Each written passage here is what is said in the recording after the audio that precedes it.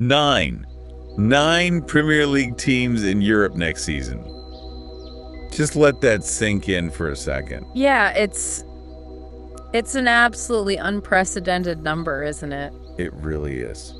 And it tells you straight away, this wasn't just any old end to a Premier League campaign. Not at all. So, that's exactly what we're unpacking today. We're going deep, looking beyond just the final league table. Right. Getting into the stories behind those places. Exactly.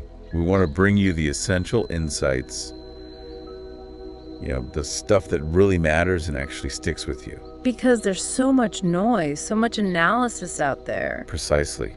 We know you're busy, so we've done the sifting to pull out the key takeaways. And that headline number, 9 teams, it says a lot about maybe the competitiveness broadening out beyond the usual suspect. Could be. Let's drill down into some of the specifics, though.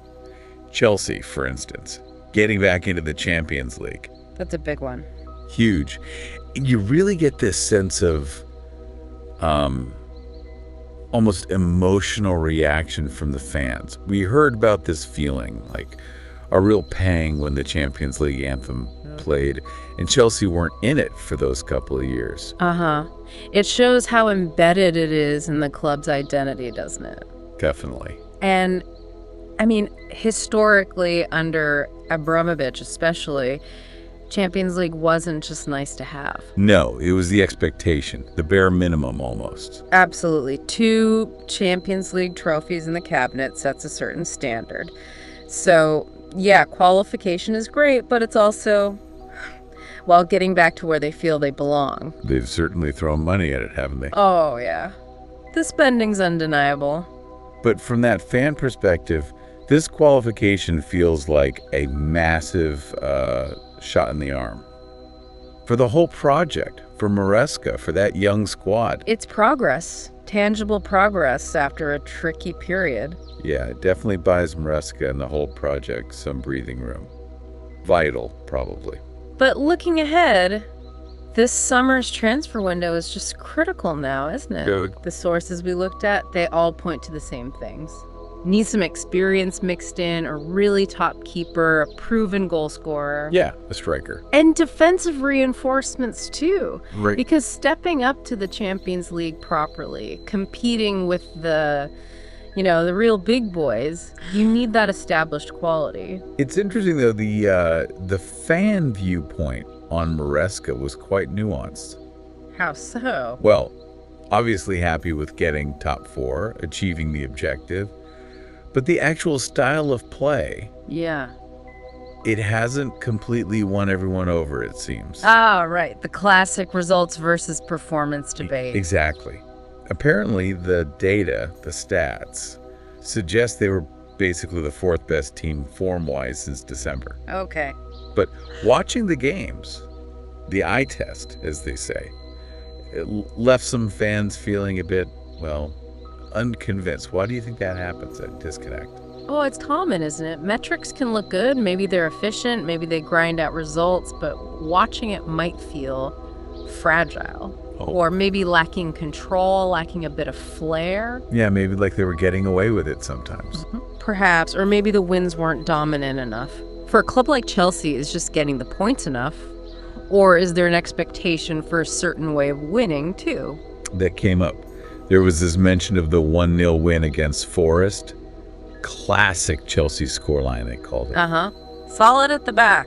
Yeah, built on defense. Colwill, a Cobham kid, gets the goal. They adapted, sat back, absorbed pressure. It's kind of the old Chelsea way in some respects. And that pragmatism works, especially in tight games. It gets you points. But the bigger question is that the style that's going to consistently challenge for Premier League titles, for Champions Leagues? That ingrained winning mentality at Chelsea probably demands something a bit more proactive, more dominant. Like, exactly. The fan we heard from was really clear. Top 4's fine, it's good. But it can't be the ultimate ambition. Yeah. It has to be about winning the big trophies. That's the mentality from the Abramovich years. So, yeah, it's a positive step, a good achievement. for this young group, but it's just a step.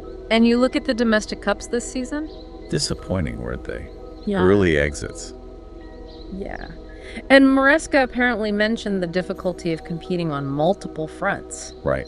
Well, Premier League and Champions League next season, that's another level of intensity altogether. You need serious squad depth for that. It does raise a question mark, yeah. Their ability to fight on all fronts. But, okay, let's zoom back out to that big number. 9 teams. 9. 6 in the Champions League, 2 Europa, 1 Conference League. Remarkable. And obviously, congrats to Liverpool, the champions. Saw their parade. Deserved winners in the end. But Chelsea's journey back to 4th, it was part of this wider picture of teams having ups and downs. Yeah, Chelsea themselves started strong, then dipped, then recovered. That Fulham away win, 1-0, that felt like maybe a turning point. Could well be. Sometimes one gritty result can just change the mood. Gave them momentum for those wins against Everton and Liverpool later on.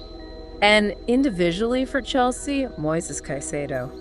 What a season he had. Player of the season, deservedly so. And, some people maybe overlooked him in those Premier League Team of the Season picks. But his consistency? Played all 38 league games. First midfielder since Lampard to do that for them. Incredible reliability. Absolutely vital.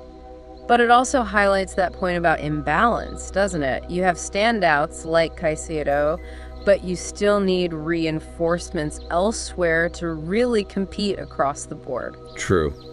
Though Reece James getting fitter towards the end was a big boost. Oh, massive leadership and quality there. And Cucurella seemed to improve under Maresca too. Looked better. Yeah, he did get credit for that. Even if Palmer's ridiculous form maybe tailed off slightly right at the end, others stepped up. Which is what good teams do. Different players contribute at different times. And defensively, they were actually pretty solid overall. Yeah, one of the best records behind Liverpool and City. That's a decent base. It's just a solid foundation Maresca built. And that points gap.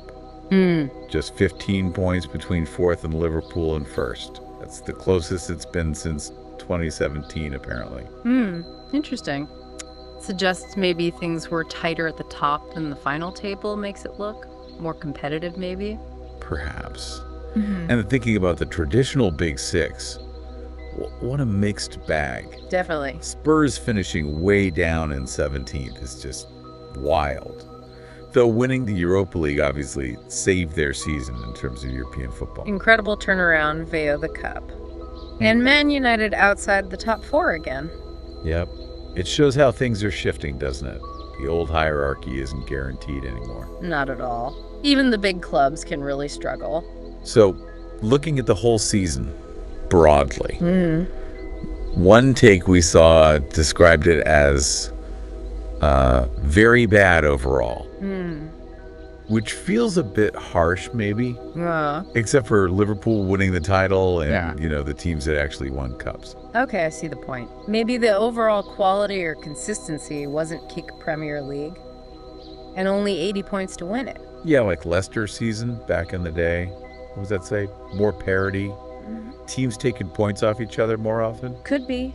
Maybe no single team hit that relentless dominant stride we sometimes see. And the relegation battle. It wasn't exactly dramatic, was it? Felt like we knew who was going down for months. Pretty clear cut, yeah. On the flip side, Liverpool. Consistent, felt like deserved winners, and Mo Salah. Wow, just phenomenal. Best player, Golden Boot, best playmaker, all 3. Has to be in the Ballon d'Or chat, surely. You think so? And Liverpool, you expect them to be strong again, maybe add a couple of players. Klopp's built a machine there. Then Arsenal. Second again, tiffed by many at the start. Another nearly season for them. No major trophy despite a good Champions League run to the semis. Injuries seemed to hit a lot of clubs hard this year, didn't they? Maybe Liverpool got away with it a bit more than others. The injuries always play a part, but yeah, seemed widespread this season. For Arsenal, second is progress, but still, That lack of silverware must sting. Manchester City, third. There was a point where even top four looked a bit shaky for them. Yeah, wobble. And trophyless, if you don't count the Community Shield. That FA Cup final loss to Palace, that felt like a big shock. Huge. A real low point for Pep, you'd imagine, given the investment and standards. Raises questions about his future if they don't win big next season. More spending, definitely incoming, you'd expect.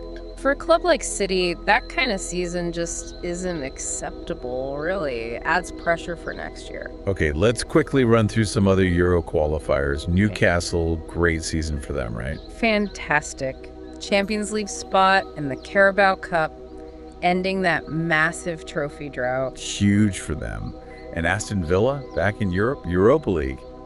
Emery's record in that competition Is incredible. Yeah, Villa fans must be dreaming of a European trophy. You wouldn't bet against Emery pulling it off. And Nottingham Forest in the top four mix for ages. Ended up getting Conference League. Been a long time for them. Yeah, their owner's passion really drove them on. Great achievement. And Crystal Palace. Terrible start. Looked in trouble. Then turned it around. Finished 13th and won the FA Cup. Conference League for them too. Amazing turnaround. Shows what good management and belief can do. European football at Selhurst Park again. Everton steadied the ship under Moyes. Finished 11th. Maybe a new era starting there with a new stadium coming. Could be. They'll hope so after fighting off relegation worries. But then the underperformers. Man United, 15th. After all that spending, wow, needs a massive overhaul apparently. Yeah, a huge job needed there to avoid serious trouble next season, you'd think. And Spurs, we mentioned 17th in the league. Awful league season. But that Europa League win changes the narrative completely. Trophy drought over, European spot secured. Silverware is silverware. Huge for them. And sadly, Leicester, Leeds, and Southampton went down.